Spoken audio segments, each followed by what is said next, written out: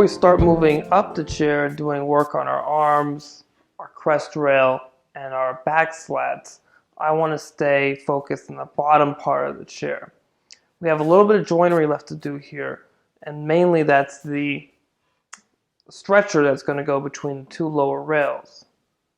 Before we can cut the joinery for the stretcher that goes between the two lower rails, I want to create the cloud lift pattern in the upper rails, the lower rails, as well as the front and rear apron. In order to do that, we're going to do some pattern routing.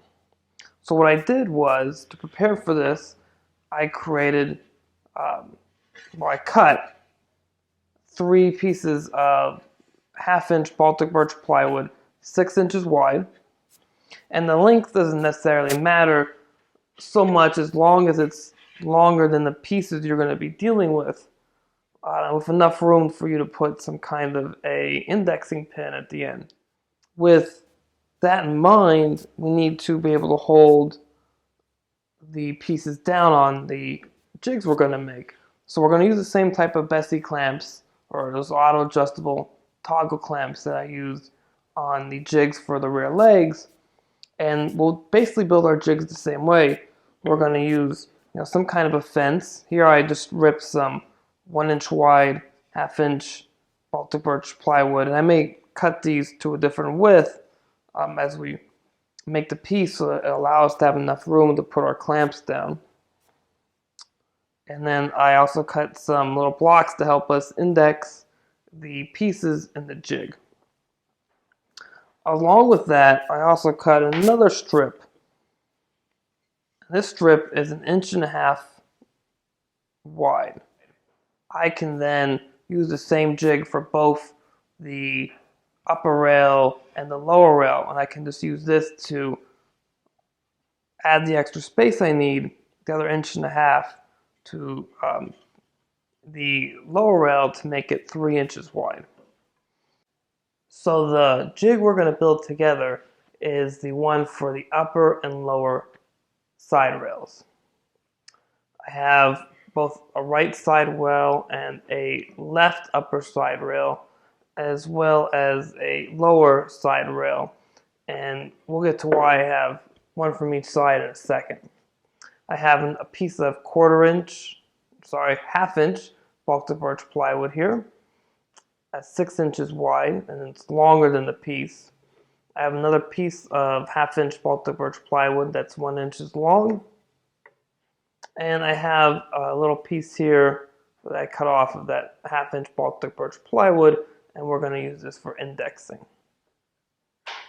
Okay, so what's the first thing we need to do? Well, the first thing we need to do is mark out on our piece where our cloud lift pattern stops and starts.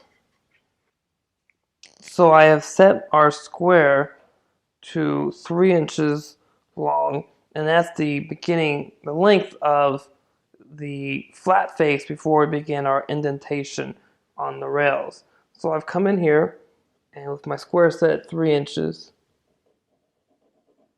I'm going to mark a line for 3 inches in on both sides. On this side, I have to turn the square around and make a tick mark,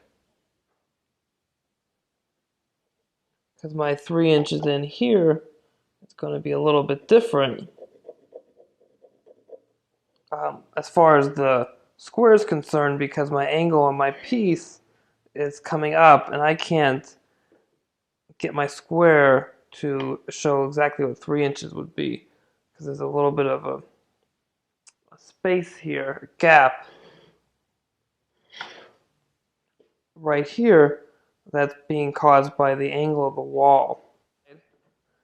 The next thing I'm going to do is take my square and set it for 1/2 inch. The reason I'm setting it for 1/2 inch is that's how deep our indent's going to be.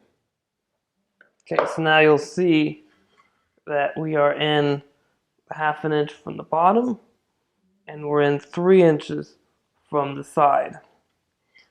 The angle for this is relatively easy. It's just 45 degrees.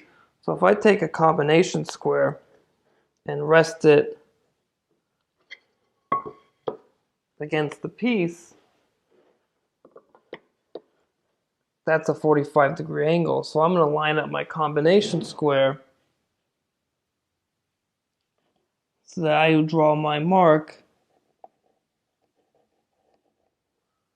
This now gives me the overall shape of my piece. So I know what it's going to look like. I'm going to come up 45 degrees, I'm going to come over ½ inch, and then come down another 45 degrees. So with these lines marked, what I want to do is bring a couple of them around. So in order to do that, I'm going to bring my other square here.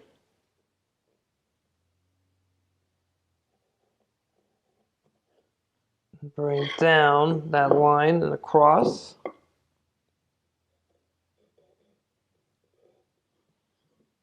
Do that on both sides.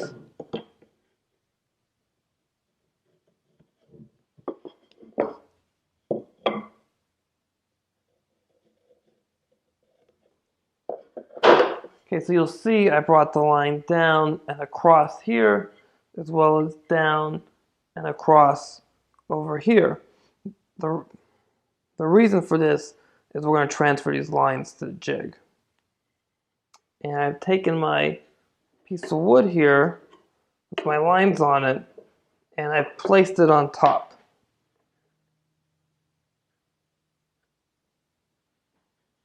And I've kind of centered it there as well. So what I want to do now with this here is I'm just going to bring little tick marks down on both sides. That will now show where my indent ends. So since I made those tick marks there, I'm going to bring up the lines. Just a little bit more than ½ inch is all that matters. And if those brought up and I'm here, I might as well come in ½ inch too.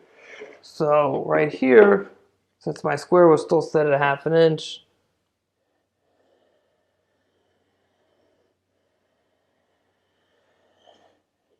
I'll bring across the line. And then with my combination square set for the 45-degree angle, I'm just going to find where the ruler on the combination square intersects with our ½ inch and our vertical line that we made. And now I know where my indent begins.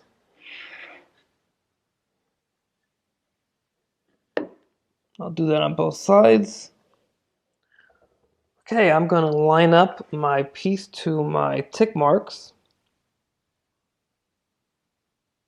And once again, I'm going to make sure it's just slightly inside of the edge of the plywood. Not a lot, just a little bit. A thousandth of an inch or so. With it there, I'm going to grab some glue and spread a little bit of glue on our fence. Apply downward pressure, and then with my fence with my glue on it,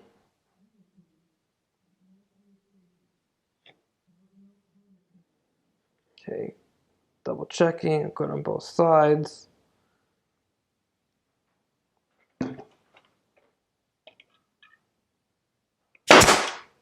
Gonna apply a brad on the front. The brad there, I'm gonna double check. If I need to move anything, I can.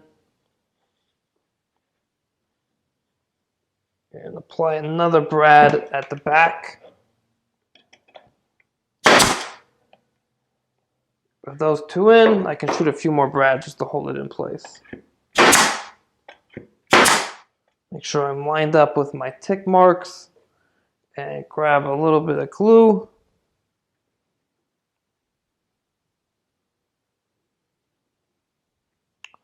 apply that to the plywood. So I got my little bit of glue on the plywood right here. Just sneak that up to the edge. And I'm just going to let it dry before I move on to the next step on this board. We are over here at the bandsaw now, and we're now going to cut the 45-degree angles for the indent on both sides. I got my miter gauge set up for 45 degrees. I'll make one pass, come back out, set the gauge up for the other 45 degrees, make another pass, and come back out.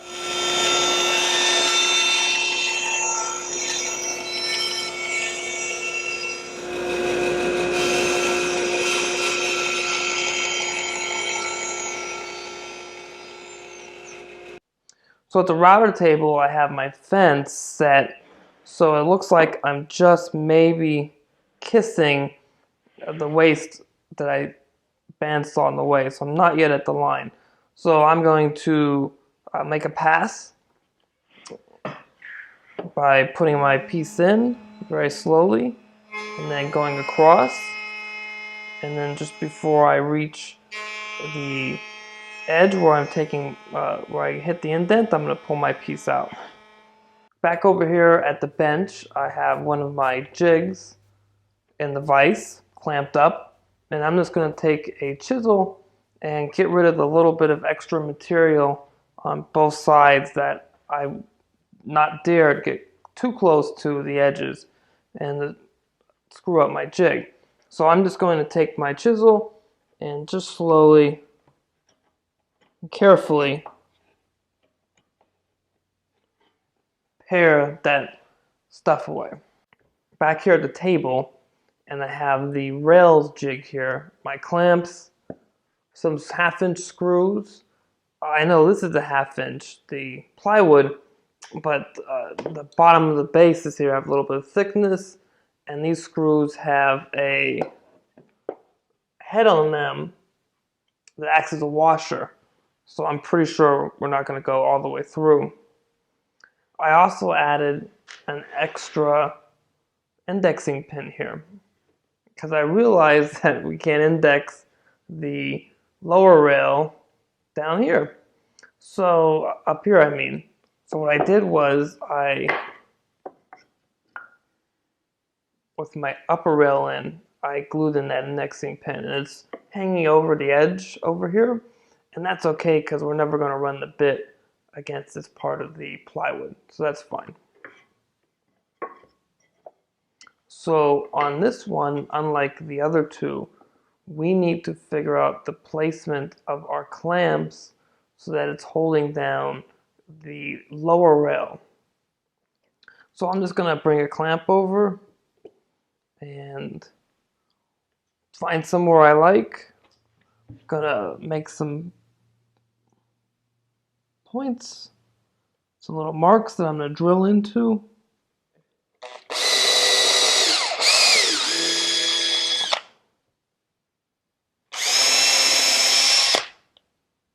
With my pilot holes drilled, I'm just gonna bring my clamps over. I'm gonna put the piece in too to help me do the placement.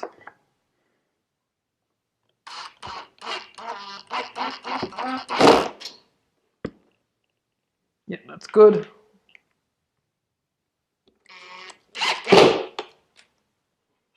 Great, we got a jig. We gotta set our tensions for our clamps, but otherwise we're good to go. Before we head over to the router table and pattern route these parts, we need to mark where the waste area is gonna be for these 4 parts, at least right now, the rails, as well as when you do the aprons. Now, just one quick note about the rear apron. The rear apron has mortises in it on the top for the back slats. So if you are going to make those mortises on a hollow chisel mortiser, I recommend doing that now, or just leaving that part aside, not pattern routing it, and then doing that after we do the mortising for the rear apron for the center and side back slats. Right now we are looking at the rails for the right side of the chair as you face the chair from the front. The upper rail, and this is the same for the other side as well, the upper rail, we are going to be removing material from the bottom of the rail. So once we mark this out, we'll take it to the bandsaw and we'll bandsaw out the waste, staying clear of our lines. On the lower rail, we are removing material from the top of the rail. So we just need to make sure when we put these pieces into our jig that we are removing material from the correct spot. I'm going to make sure I stay away from the lines, and I'm probably not going to get as close as I usually get. Maybe I'll stay about a 1/16 of an inch off, and I'll let the router bit take care of the rest. Here at the router table, I have my right upper rail clamped into my jig, and it's not going anywhere. I have my bit set to the correct height. So this bit I have in here is a pattern routing bit that I use, and it has a bearing on both the top and the bottom. So right now I have the bearing set for the bottom and has more than enough height for on the cutter head to be able to deal with this piece. Over here at the bench, we have all of our parts that we just pattern routed on the router table. With those done, they look pretty good, except what I want to do now is I want to clean up this transition right here.